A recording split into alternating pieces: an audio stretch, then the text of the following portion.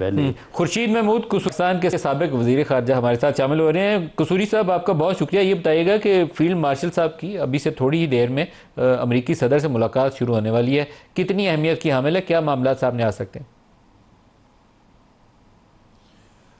जी हाँ, ये बहुत अहमियत की हामिल है मीटिंग जो है।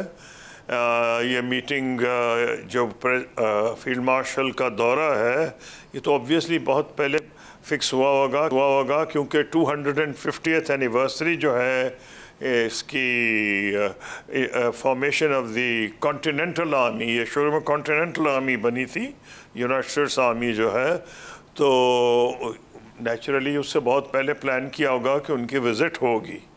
और उसके बाद वो जनरल कोरेला का जो बयान आया है वो बड़ा मीनिंगफुल था, जिसमें उन्होंने ये कहा था कि Pakistan is a very essential और an excellent partner in counter terrorism, जिसका हिंदुस्तान में बड़ी आग लग गई लोगों को कि हम तो कह रहे हैं कि पाकिस्तान टेररिज्म फैलाता है, तो जनरल कोरेला अमेरिकन कह रहे हैं कि वो तो काउंटर टेररिज्म यानी टेररिज्म को रोकने में हमारे मुआविन है। तो उसमें क्लियरिटी आ रही थी। एक तो प्रेसिडेंट ट्रंप की जो रिपीटेड या बयानात आ रहे थे, फिर जनरल कोरेला का जो बयान आया कि पाकिस्तान और अमेरिका की रिलेशनशिप में जो एक आई थी सर्द महरी, वो शायद दूर होने लगी है। और तो मेरा ख़्याल है कि ये जो मीटिंग है तो बहुत इम्पोर्टेंट है। और इसके अलावा जो ख़बर आई है वो ये भी है कि वो सेक्रेटरी ऑफ स्टेट को भी मिलेंगे और वो सेक्रेटरी ऑफ डिफेंस को भी मिलेंगे। कसूरी साहब, लेकिन जो पाकिस्तान और इंडिया के मबैन मसला कश्मीर है, जिसके ऊपर ट्रंप साहब ने आखिरी बार 2019 में अगस्त के महीने से पहले एक बयान दिया था, उस वक्त वज़ीर आज़म इमरान खान साथ बैठे हुए थे, मसला उस वक्त भी उन्होंने यही बोला था कि मैं हल कराऊंगा। फिर 5 अगस्त 2019 हो गया, उसने उसकी खसूसी हैसियत ही ख़त्म कर दी। तो आज फील्ड मार्शल साहब ये सारे इशूज़ उसके सामने रखेंगे कि ट्रंप साहब आप ही नहीं बोला था। पहले प्रेसिडेंट बुश भी ये बोलता था वॉर 9/11 के बाद, लेकिन वो अपने मौके के ऊपर बोलते हैं, उसके बाद वो भूल जाते हैं। अब क्या मामला सामने आ सकता है, क्या चीज़ें डिस्कस हो सकती हैं? देखिए, लाजमी उठाएंगे वो मसला। कश्मीर कैसे हो सकता है? मैं ऐसा फॉरेन मिनिस्टर रहा हूँ, कोई मेरी ऐसी मीटिंग नहीं होती थी, चाहे वो प्रेसिडेंट बुश से हो, चाहे वो सेक्रेटरी ऑफ स्टेट से हो, सेक्रेटरी ऑफ डिफेंस से हो, मैं जहाँ भी जाता था मसला कश्मीर तो मैं ज़रूर बात करता था। तो कैसे हो सकता है कि फील्ड मार्शल साहब जब जाएंगे तो मसला कश्मीर का जिक्र नहीं करेंगे? हाँ, देखें, हिंदुस्तान 100 कहता रहा कि जनाब ये तो पाकिस्तान और इंडिया ने मिल के किया, और दलील उनकी ये है कि DGMO ने हमें कहा था। और फिर DGMO ने आपको अगर कहा था तो आप DGMO के पाबंद हैं, आप पाकिस्तान के फर्मा बरदार हैं कि आपको कहा रुके और अब रुक गए। भैया आप रुके इसलिए कि आप समझ रहे थे रुकने में आपका फ़ायदा है। क्यों मिलिट्री जो हुआ ये कि जो जंग जैसे गई है वो उनके मफाद में नहीं गई।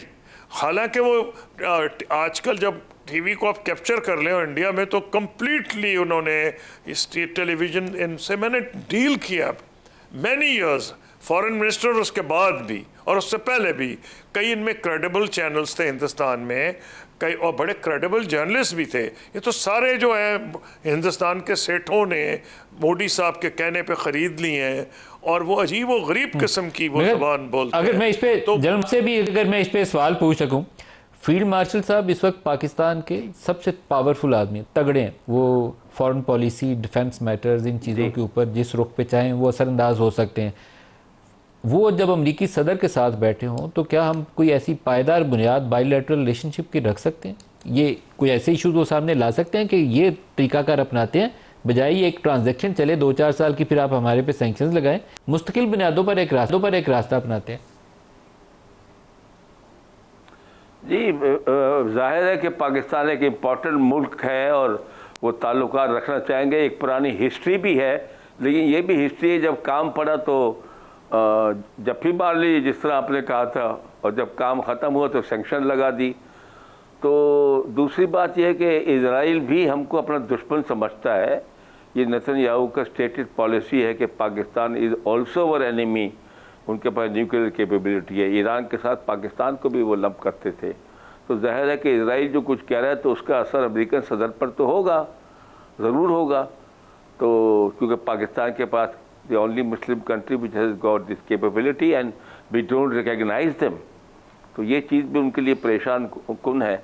तो देखें हिस्ट्री, आप देखें 75 साल की, अगर मैं आपसे पूछूं क्या चीज़ कॉन्क्रीट है जो अमेरिका ने हमको दी, रूस ने हमको स्टील मिल दी, चाइना ने मैकेनिक अपना इलेक्ट्रिकल कॉम्प्लेक्स दिया, मैकेनिकल कॉम्प्लेक्स दिया, टैंक रिबिल्ड फैक्ट्री दी, एयर क्राफ्ट फैक्ट्री दी, जिससे हमने ये यहाँ पे जॉइंट इसकी प्रोडक्शन की जो जहाज़ इस्तेमाल हुआ है अभी इंडिया के खिलाफ। तो ये JF-17 ज़मीन पर है, तो ये ज़मीन पर JF-17, अब ये कोई चीज़ हमको दिखा नहीं सकते। इनका एक दिन सफ़ीर कह रहा था कि जी हमने इनको किन्नू का पैमन लगा के दिया था तो किन्नू बड़ा पॉपुलर है, इस किस्म की बातें छोटी मोटी वो करते हैं। या कभी वो कैरी लूगर बिल जो है वो दिया था कि 7 या $5 बिलियन का ओवर 5 ईयर्स, और वो बार बार वो एड पैकेज तो था, लेकिन वो माइक्रो मैनेज थी, हर चीज के अंदर यूएस एड का हिस्सा डाला हुआ था। ये बात ठीक है, कुछ सब्सटेंशियल जो कंट्रीब्यूशन है कि यहाँ कोई F-16 की रीबिल्ड फैक्ट्री लगा देते, जब टर्की के अंदर वो F-16 की फैक्ट्री लगी हुई है, उस टाइप की चीजें होती फिर काम हो सकता था। ये आपने सही कहा। राणा साहब, क्लोजिंग रिमार्क्स आपसे चाहूंगा जी, क्लोजिंग रिमार्क्स राणा साहब आपसे चाहूंगा, आप क्या देखते हैं कि पाकिस्तान अमेरिका के तल्लुकात और इस खित्ते की सियासत? देखें मलिक साहब, दुनिया में ऐसे ही होता है, हर मुल्क जो है वो अपने मफाद के तहत जो है वो अपनी पॉलिसी इख्तियार करता है। अगर इसमें इससे पहले अगर अमेरिका की तरफ से हमें कोई इस तरह का जो है वो मामला नहीं मिला, तो उसमें हमारी उस वक्त की हुकूमतों की पॉलिसी जो है उसके ऊपर हमें जो है वो नज़रसानी करनी चाहिए। और अब ठीक है, अमेरिका की जो ज़रूरत है वो उसके मुताबिक बात करेगा, लेकिन हमारी भी जो इस वक्त मुल्की मफाद हैं उसके मुताबिक जो है वो हमें आगे बढ़ना चाहिए और अपने मफाद को जो है वो तरजीह देनी चाहिए और उसके मुताबिक जो है वो एक्ट करना चाहिए।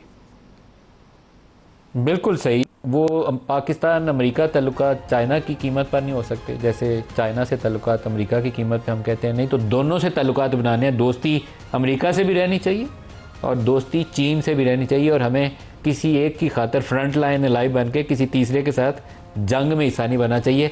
जहादी अफगानिस्तान और 9/11 के बाद वॉर ऑन टेरर, दोनों में हमने अमेरिका का साथ दे के बाद में जो कुछ पाया, उससे एक सबक यही है कि तल्लुकात बनाएं, दोस्त बनाएं, दुश्मन ना बनाएं और जंगों का हिस्सा ना बने।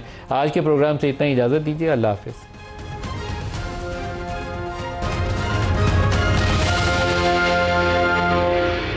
तनवीर साहब, अगर किसी मौके के ऊपर सवाल ईरानियन सूरत हाल पे हुआ हो, या अगर वहाँ फील्ड मार्शल साहब ने ईरान वाले इशू पे कोई इज़हार ख्याल किया हो, तो अगर वो भी आप हमें शेयर कर सकें।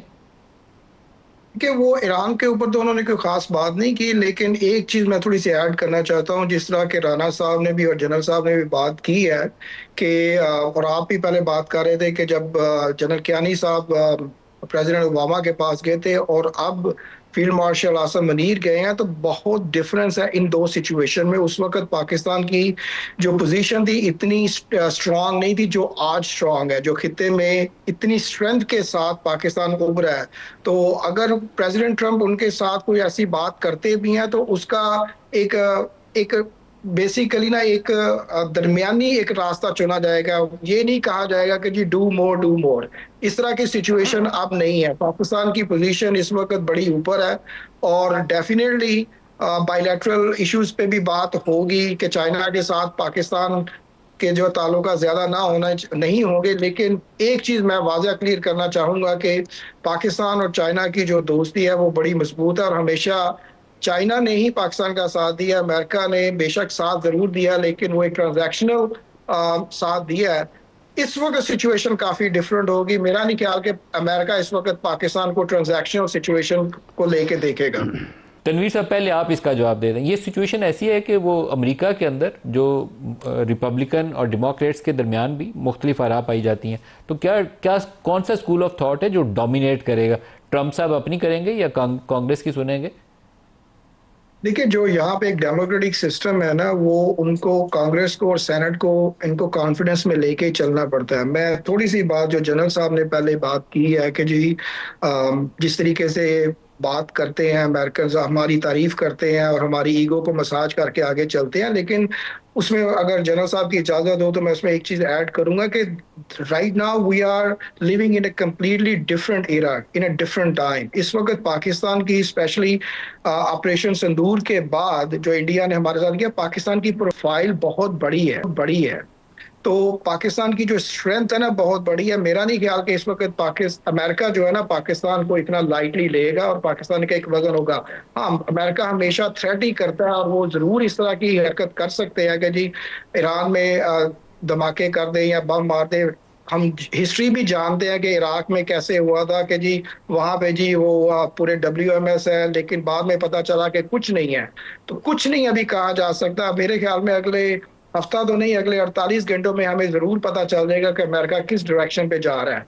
लेकिन पाकिस्तान को ये चाहिए कि अपना पहले देखे, जिस तरह जनरल साहब ने भी कहा कि Pakistan has to really defend ourselves.